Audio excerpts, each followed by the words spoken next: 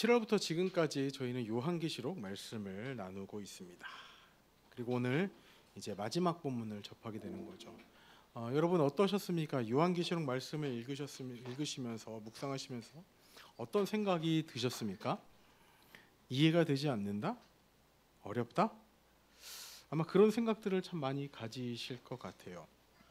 이제 보통 요한계시록 하면 이제 우리가 통상적으로 이제 알기를 이단들이 많이 활용을 하는 그런 성경이라고 알고 있습니다.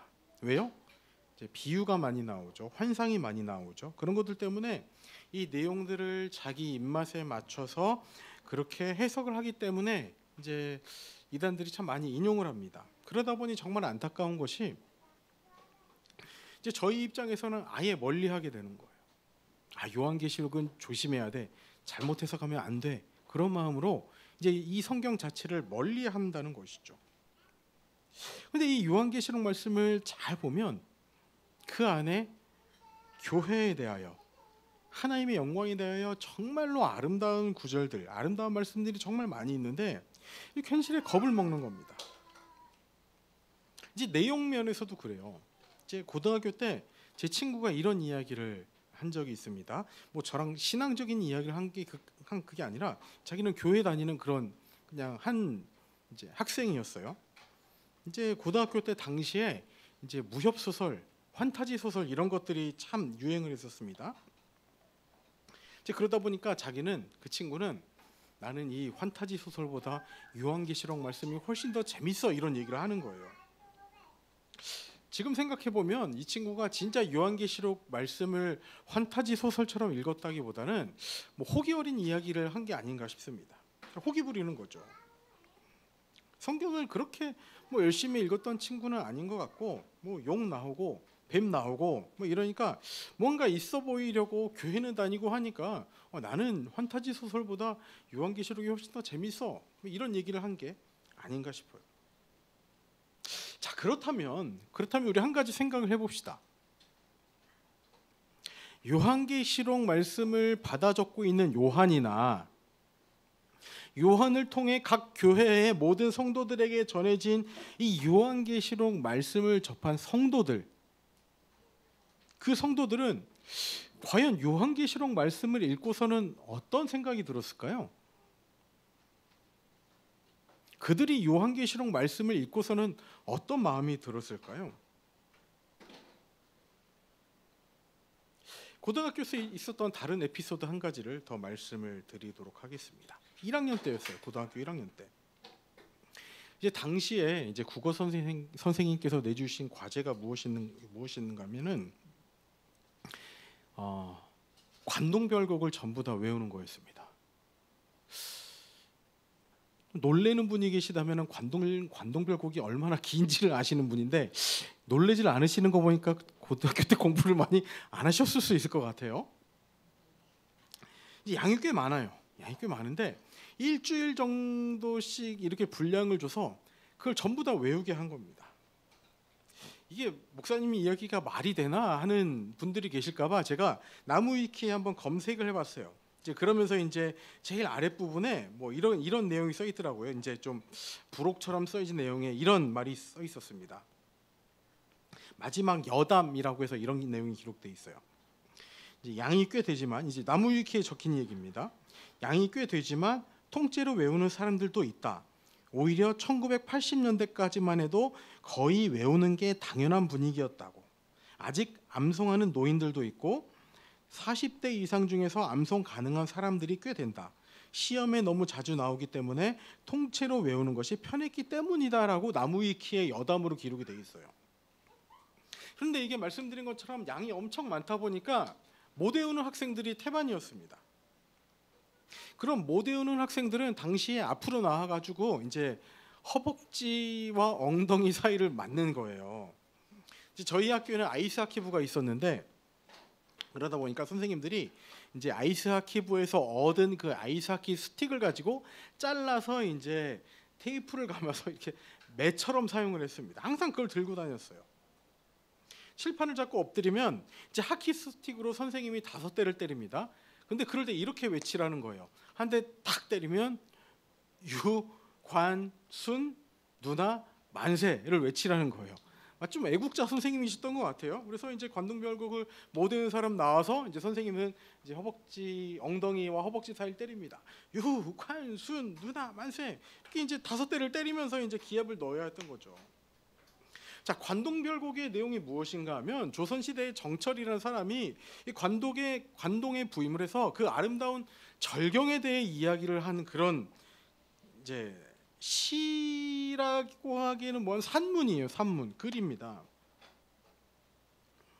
이 관동 지방의 그 아름다운 절경을 보고서 아, 나도 이제 아름답게 그 아름다운 마음으로 정치를 해야겠다. 뭐 그런 걸 노래하는 그런 뭐 이렇게 아름다움에 대해 이야기하는 그 글인데 적어도 저에게는 그리고 저희 반 학생들에게 있어서는 고등학교 때 억지로 외워야 했던 하키스틱과 유관순 누나 만세만 생각나는 그런 고통스러운 글이 되어 있는 거예요.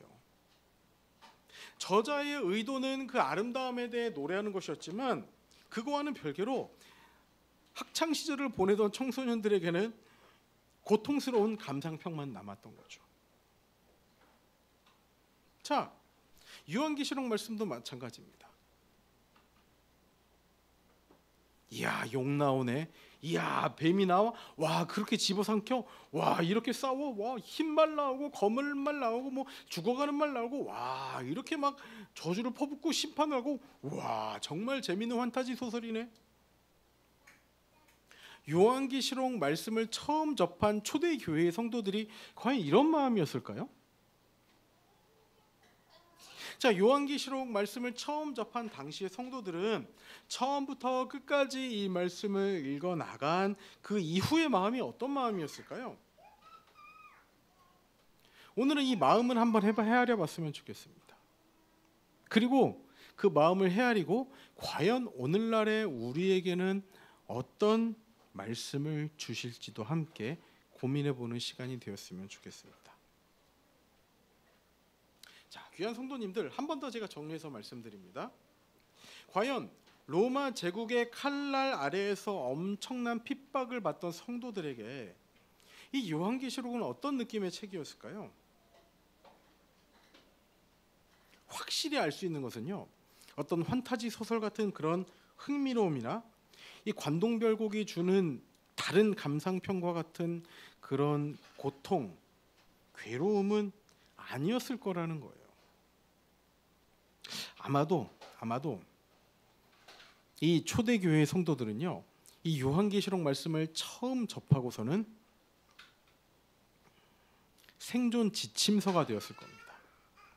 이렇게 살아야겠다라는 생존 지침서가 되었을 거라는 거예요. 왜요? 한번 생각을 해봅시다. 지금까지 이제 많은 사도들이 순교를 하고 많은 믿는 자들이 죽음을 당했습니다. 지금까지 계속해서 이 교회도 강제로 문을 닫았다. 저 교회는 어쩔 수 없이 이제 외압에 의해서 문을 닫았다. 옆에 있던 저 교회는 더 이상 버티지 못해 문을 닫았다. 저 교회의 지도자는 순교를 당했다. 저 교회의 지도자는 배교를 했다. 저 교회의 성도들은 전부 다 뿔뿔이 흩어졌다. 저 교회 성도들의 가족까지도 죽음을 당했다. 이런 모든 부정적인 이야기, 교회의 희망적인 이야기가 아닌 절망적인 이야기들만 들어왔던 성도들에게 과연 이 말씀이 어떤 의미로 다가왔겠느냐는 것이죠. 그 결론은 이 말씀은 생존 지침서가 되었을 거라는 거예요. 이 생존 지침서의 두 가지 중요한 내용이 무엇인가 하면 첫 번째는 어떻게 살아야 할지에 대해서, 그리고 두 번째는 어떻게 기다려야 하는지에 대해서 기록이 되어 있는 것이죠. 오늘은 이 두 가지에 대해서 함께 살펴보도록 하겠습니다. 자, 첫 번째 메시지입니다. 우리 다 함께 읽어보도록 하겠습니다. 시작. 지금은 살아내는 힘, 말씀을 지키는 복된 삶. 자, 지금을 살아내는 힘, 말씀을 지키는 복된 삶이란 메시지로 첫 번째 메시지를 정해봤습니다. 자, 생존 지침서로 주어진 이 요한계시록 말씀은 어떻게 살아야 할지에 대해서 답을 주는 말씀이라고 했어요. 자, 10절에 보시면 끝부분에 두루마리의 예언의 말씀을 임봉하지 말라는 말씀이 있습니다. 이 말씀을 봉하지 말라는 거예요. 이 말씀을 닫지 말라는 거예요. 이 말씀이 정말 중요한 말씀인데 그 이유가 무엇인가 하면 이 구약의 다니엘서에 보면 이 다니엘 또한 마지막 때에 대한 계시를 받고 있습니다. 그런데 그때는 다니엘서에서 이렇게 말을 하고 있어요. 우리 다니엘서 12장 4절 말씀 함께 찾아보도록 하겠습니다. 다니엘서 12장 4절입니다. 네, 자막이 준비가 안 돼 있어서 좀 함께 찾아보시면 좋을 것 같아요. 다니엘서 12장 4절입니다.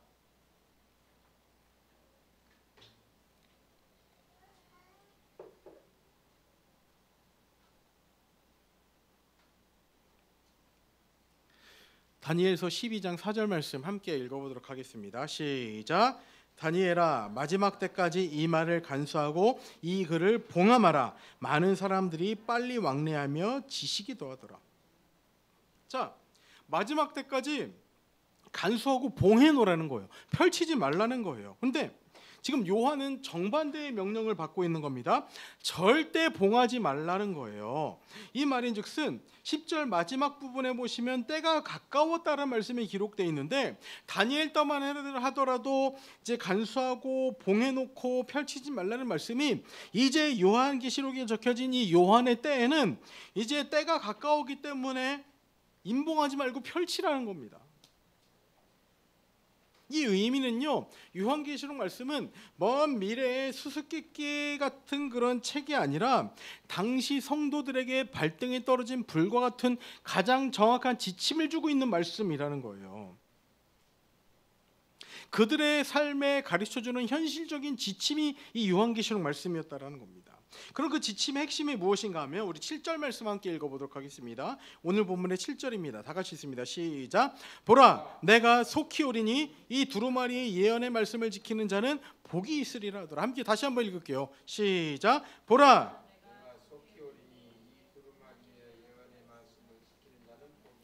자, 다시 한번 우리 다 같이 찾아서 읽어주시기 바랍니다. 시작. 보라,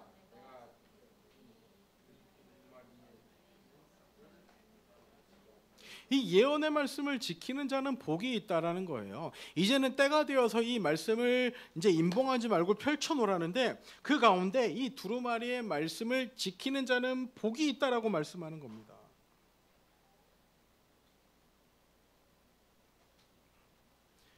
자, 이와 관련해서 이 동일한 표현을 14절에서는 어떻게 표현하고 있는가? 우리 14절도 함께 다시 한번 읽어보겠습니다. 시작. 자기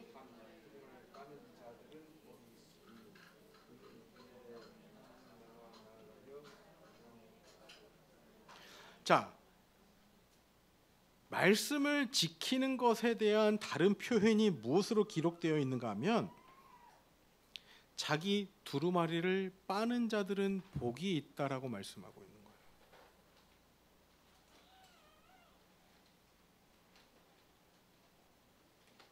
자, 이 말씀이 단순히 말씀을 의지적으로 잘 지켜야 돼. 그러니까 나는 내 두루마기를 정말 열심히 빨아야 돼.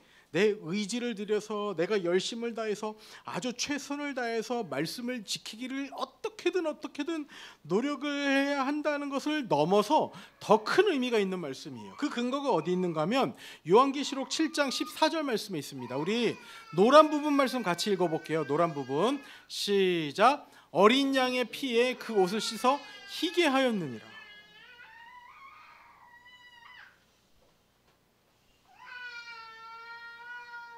어린 양의 피에 그 옷을 씻어 희게 하였다라는 거예요. 자, 저 말씀을 잘 보시기 바랍니다. 옷을 희게 하는 방법은 무엇입니까? 어디에 씻는 거예요? 어린 양의 피에 씻는 거예요. 내가 내 힘으로 씻을 수 있습니까? 없다라는 거예요.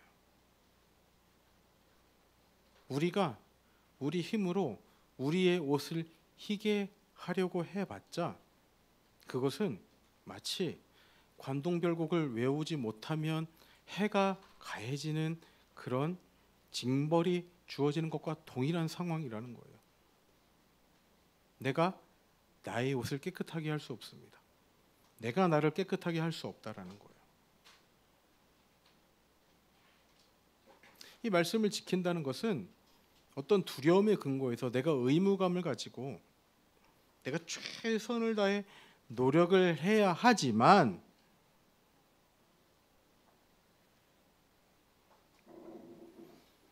그 최선을 다한 노력의 가장 중심에는 무엇이 있어야 하는가 하면 날마다 우리 삶 가운데 나를 위해 피를 흘리신 어린 양 예수 그리스도의 보혈의 은혜 앞으로 나아가야 한다는 거예요. 즉 말씀을 지키는 자들에겐 복이 있다는 이 말씀이 단순히 내가 나의 힘으로 온전히 최선을 다해서 말씀을 지켜야 하는 노력이 있어야 하지만 그 전에 어린 양 예수 그리스도 피를 힘입어 내가 하얗게 되었다는 그 은혜의 공로 앞으로 나아가야 한다는 거예요. 주의 보좌로 나아갈 때에 어떻게 나아가야 할까? 나를 품으신 주의 십자가 그것을 믿으며 나아가야 한다는 것이죠. 즉 이 가운데 요한계시록 말씀이 우리에게 주는 은혜가 무엇인가 하면 이 말씀을 지키라는 가장 중요한 핵심에 무엇이 있는가? 지금 요한계시록 말씀을 통해서 우리가 무엇이 바라봐지는가 하면은 가장 중심에 하나님의 보좌가 있다라는 거예요.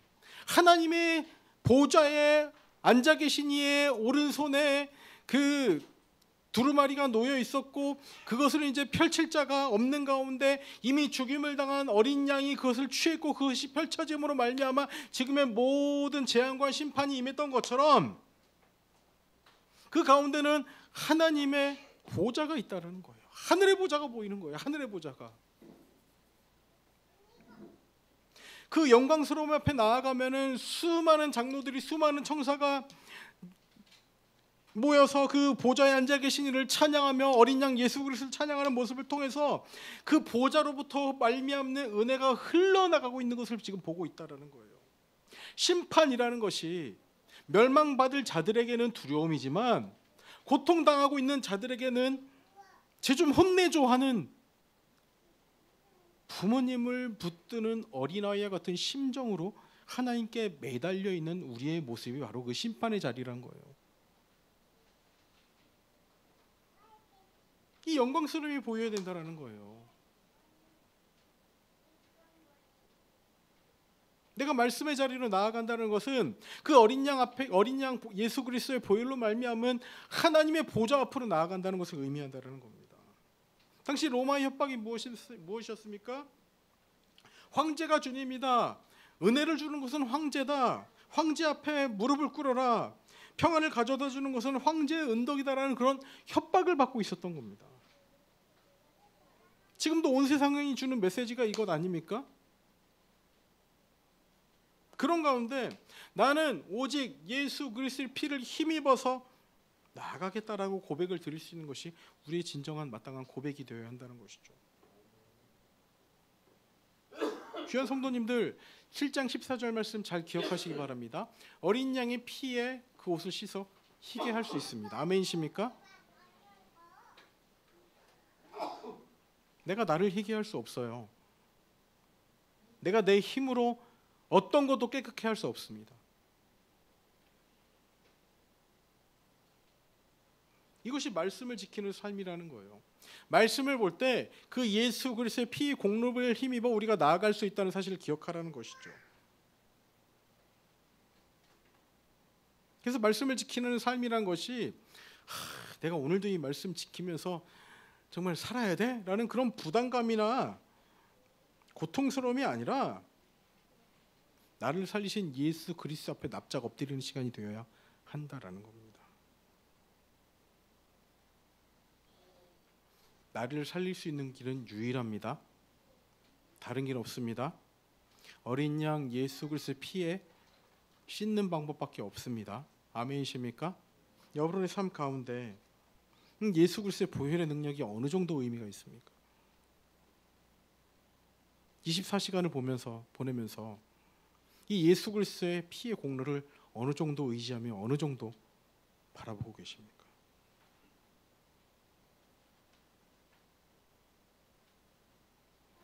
예수 그리스도의 보혈의 능력을 의지하려는 거예요.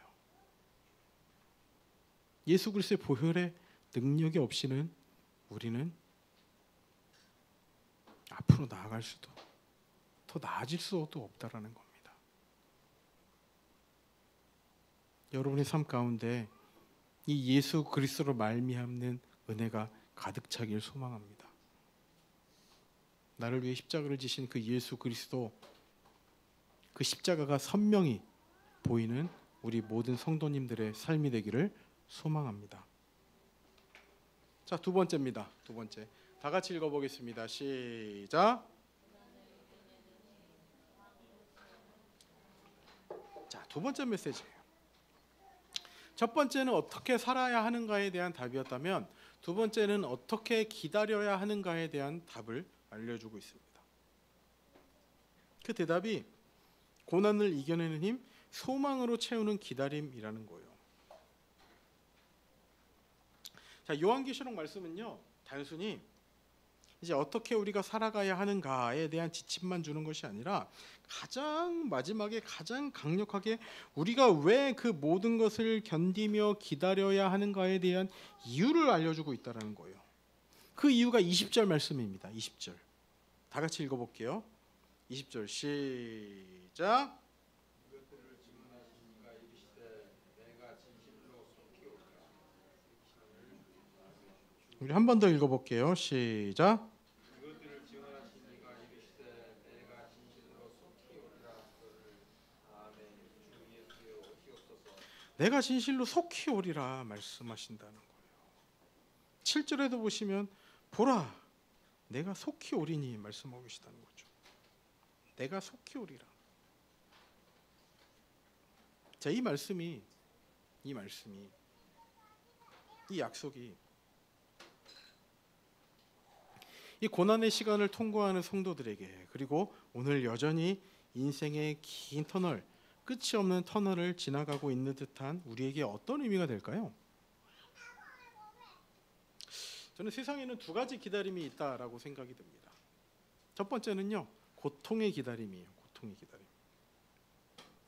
이 군대에서 화생방 훈련을 해보신 분들은 아시겠지만 이 화생방 훈련을 하면 정말 괴롭습니다. 어떤 이 밀폐된 공간에, 조그만 공간에 이제 방독면을 쓴 채로 들어가는 거죠. 이제 조교가 거기서 이제 앉았다 일어났다 숨이 가빠질 때까지 시키는 거예요. 그리고 방독면을 벗으라고 합니다. 이제 많은 사람들이 숨을 끝까지 참아봐요. 왜냐하면 숨을 쉬면 괴로운 걸 아니까 숨을 끝까지 참습니다. 뭐 이제 군가 부르라고 하고, 뭐 앉았다 일어났다 하고, 어깨 동무하라고 하고, 별의별 일을 다 하죠. 그래서 참을 때까지 참아 보다가 못 참아서 숨을 이렇게 들이는 것도 아니라 이렇게 잠깐, 정말 잠깐의 순간이 숨을 들이쉬면 그때부터 기침이 콜록콜록콜록 시작되고 눈물, 콧물, 침, 별의별 구멍이란 구멍에서는 온갖 이제 물이 다 흘러내리는 거예요. 한 5분 정도 될까요? 언제 나가는 그 문이 열리는지를 정말 그 시간만을 기다리게 되는 거죠. 근데 그 5분의 시간이 정말 너무 길게 느껴지는 겁니다. 이 언제 끝날지 모르는 고통 가운데 있는 시간은 너무 긴 거예요. 너무 괴로운 거예요. 사랑하는 가족이 병원에서 수술을 끝내고 끝나기를 기다리는 그런 기다림이나 내 눈에 보기에는 도저히 해결할 수 없는 어떤 문제의 답을 기다리는 그런 기다림은요, 고통의 기다림입니다. 너무 길어요. 도저히 끝날 것 같지 않은 기다림은 괴로운 기다림이죠. 그러나 또 다른 기다림이 있습니다. 바로 소망의 기다림이에요. 소망의 기다림. 기다려지는 겁니다. 저는 이 소망의 기다림에 대해서 가장 잘 표현한 것이 아마 택배가 아닌가 싶어요. 택배. 요즘은 보통 오전에만 시키면 다음날 배송이 오죠. 그런데 다음날 배송이 되지 않았다? 배송 조회를 눌러봅니다. 옥천에 있어요. 아직 옥천에. 옥천 허브에 있어요. 아, 빨리 와야 되는데 이거 누락된 거 아니야? 뭐 전화 걸어봐야 되나? 하면서 정말 설레는 마음으로 택배를 기다립니다. 아, 드디어 내일 온다는 그런 소식을 받았어요. 아, 언제 도착할까? 택배 아저씨 보통 3시쯤 오셨는데 그때쯤 올까? 막 설레면서 기다리는 거예요. 왜요? 일단은 확실히 온다는 것을 알기 때문에 그런 거예요. 그래서 기대하며 기다리는 거죠. 언제 올지 명확하게 안다면 그것은 우리에게 소망의 기다림이 될 수 있다는 거죠. 그 가운데 이 예수님의 말씀, 내가 진실로 속히 오리라는 말씀이 우리에게 주는 희망이 무엇인가 하면 이 우리의 기다림을 첫 번째 고통의 기다림에서 두 번째 소망의 기다림으로 바꾸어 주셨다라는 거예요. 자, 지금까지 펼쳐진 요한계시록 말씀을 돌아보시기 바랍니다.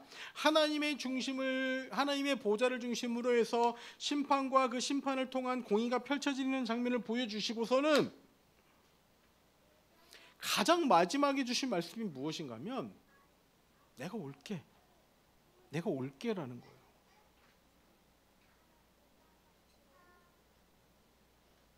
정말 갈 거야. 나는 진짜로 가. 이 말씀을 성도들에게 전하고 계시다는 거예요.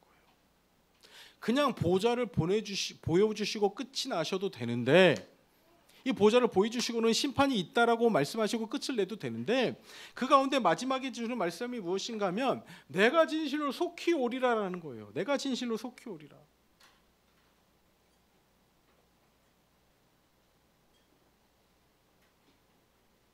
이 말씀을 접하기 전까지 초대교회 성도들은 고통의 기다림의 시간을 보냈습니다. 분명히 초대교회 때 예수님이 승천하시고는 엄청난 성령의 역사가 있었는데, 심지어는 핍박을 받아서 흩어진 사람들도 복음을 전해 교회에 부흥이 있었는데,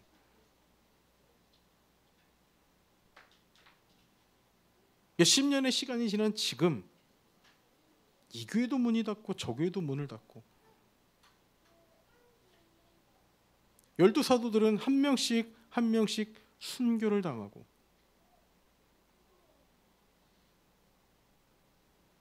유망했던 교회 지도자들은 순교를 하거나 배교를 하거나. 어떻게 되는 거지? 어떻게 되는 거지? 어떻게 해야 되지? 그때 했던 거 그냥 분위기 탓에 그랬던 거 아니야? 그때 경험했던 거 은혜 받았다고 하는데 뭐에 취했던 거 아니야? 진짜 성령님이 계셔? 진짜 성령님이 계셔? 진짜 하나님이 살아계셔? 진짜 하나님이 계셔? 진짜 예수님 부활하시고 다시 오신다고 하셨는데, 승천하시면서 다시 오신다고 말씀하셨는데 그 말 진짜야? 진짜야? 라는 수많은 질문을 가지고 살아가던, 그렇게 처절하게 자신의 자리에서 신앙의 끈을 붙들고 살아가던 성도들에게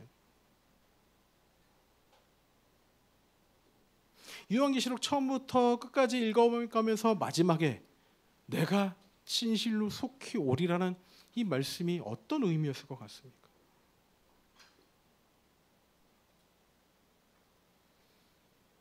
즉 끝이 보이지 않는 긴 터널에 이제 끝이 있을 것이라는 소망의 기다림을 말씀해주고 계시다라는 거예요.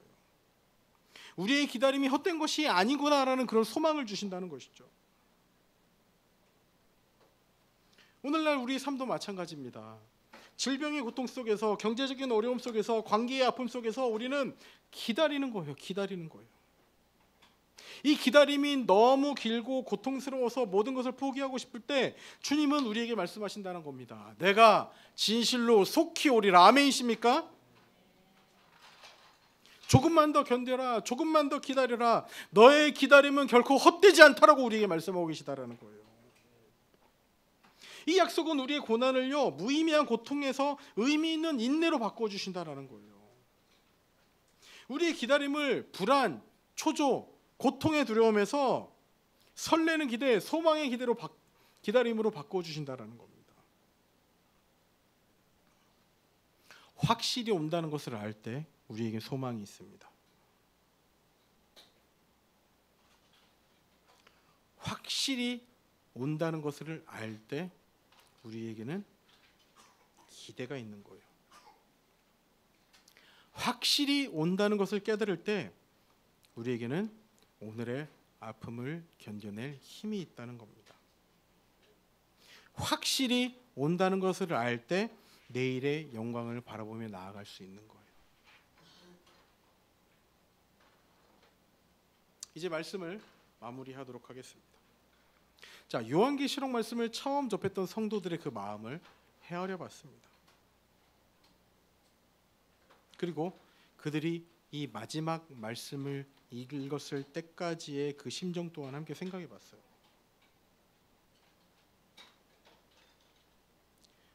이들에게, 요한계시록 말씀을 처음 접한 이들에게 이 말씀은요, 판타지 소설도 아니고 고통스러운 짐도 아니었을 겁니다.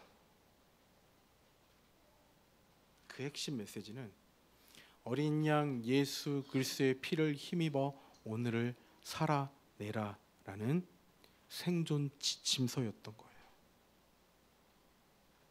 어린 양 예수 그리스도의 피를 힘입어 오늘을 거룩하게 살아내라라고 말씀하고 계시다라는 거예요.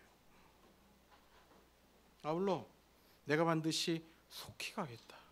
나는 꼭 갈게. 나는 확실히 가. 나는 확실히 가. 라는 메시지를 통해서 고통의 기다림을 소망의 기다림으로 바꾸어 주셨다라는 거예요. 이제 이 책의 마지막 고백이 왜 예수님께서 속히 오겠다라는 말씀을 하시면서 마무리가 되는지 이해가 되십니까? 어떻게 살고 어떻게 기다려야 하는지를 우리에게 알려주시기 위함이라는 거예요. 그리고 이 깨달음이 있는 성도의 마지막 고백이 20절 제일 끝부분입니다. 어떻게 기록되어 있어요? 아멘. 주 예수여 오시옵소서. 뭐라고요? 아멘. 주 예수여 오시옵소서. 뭐라고요? 아멘. 주 예수여 오시옵소서. 이 외침은 소망의 외침이에요. 이제 우리에게 남은 과제는요, 이 고백을 우리의 삶으로 살아내는 거예요. 자, 매일의 삶 속에서요, 내 힘이 아니라 예수 그리스도의 보혈의 능력으로 말미암아 거룩한 두루마기를 빨고 이 고난의 한복판에서도 속히 오실 예수 그리스도를 기다리며 나아가는 우리 모든 성도님들 되시길 소망합니다. 부디 이 요한계시록 말씀이 우리를 살리고 위로하는 주님의 확실한 약속으로 다가오셨으면 좋겠습니다. 그래서 우리 삶이 아멘 주 예수여 오시옵소서, 아멘 주 예수여 오시옵소서, 그 기대와 설렘으로 진실한 고백으로 가득 차길 소망합니다. 그 고백 위에 요한계시록 마지막 장 마지막 절이 이렇게 기록이 되어 있어요. 다 같이 읽어보겠습니다. 시작. 자, 다시요. 요한계시록 마지막 장 마지막 절입니다. 시작. 주 예수의 은혜가 모든 자들에게 있을지어다. 아멘. 이 말씀이 우리 교회의 모든 성도들에게 주시는 하나님의 위로의 말씀이 되길 소망합니다. 예수 그리스도의 피로 말미암은 은혜, 그리고 확실히 오시겠다고 말씀하신 예수님의 말씀이 우리에게 진정한 소망을 가져다주는 그런 우리 모두의 삶이 되기를 진심으로 소망합니다.